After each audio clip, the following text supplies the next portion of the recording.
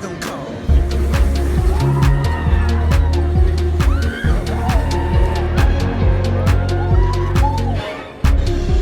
So we have arrived at the gate, but we're actually heading left towards the Blue Man group, where we'll be entering from the different entrance actually towards the park for our Rest in Peace tour.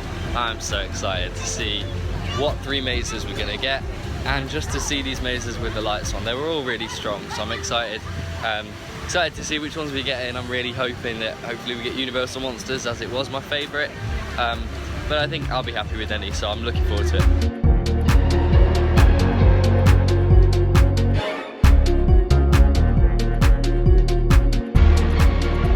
So it's been confirmed, we are going in Killer Klownz, Graveyard Games and Universal Monsters. I'm made up.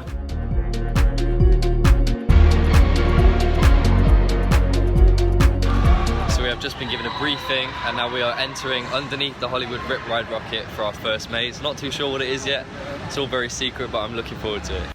Before entering our first attraction, we stopped off by Nightingale's Blood Pit facade, which definitely looks much better at night. The columns were reused from Scary Tales, and the facade was almost completely sculpted by foam and then painted and weatherproofed.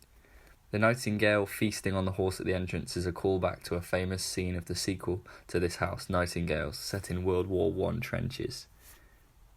Next up was Universal Monsters, my favourite maze of the event. Much of this was hard to film due to the nature of the maze relying so heavily on special effects to bring it to life. This scene is Dracula's lair, where Dracula's brides spike up their victims and drink the blood as it drips from the bodies. The water effects are used to make you think blood is dripping from the corpses above as you're attacked by brides from all angles. This coffin at the exit of Dracula's lair has hieroglyphics scribed onto it to signify the next monster, the mummy.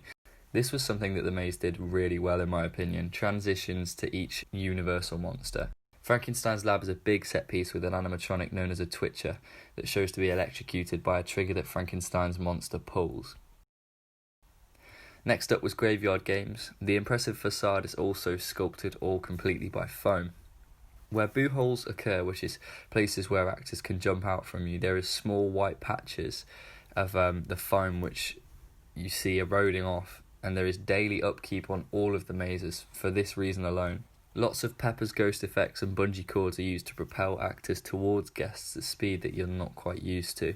These scares are called active scares, as opposed to non-active scares without triggers or guest-activated triggers, which are buttons or triggers for guests to activate. Top tip in all Universal mazes, definitely look up. There is always something to look at. So we just came out of Graveyard Games, which was my least favourite house of last night.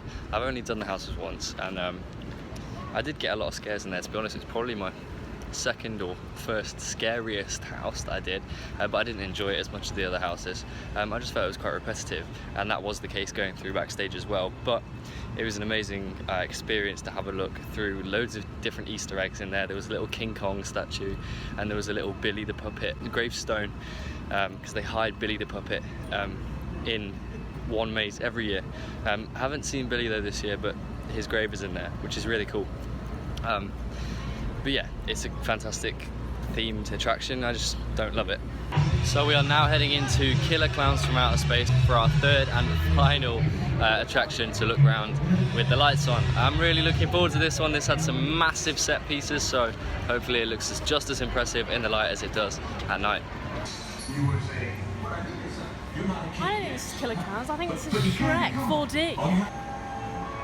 Whoa! How do you know it's getting So we just came out of Killer Klownz from Outer Space and had the most amazing walk through there. A lot of good stuff to take pictures of, and the scale was epic. The Clownzilla was actually an inflatable, so he looked almost like a little T-Rex because he wasn't inflated, didn't have his big muscles out.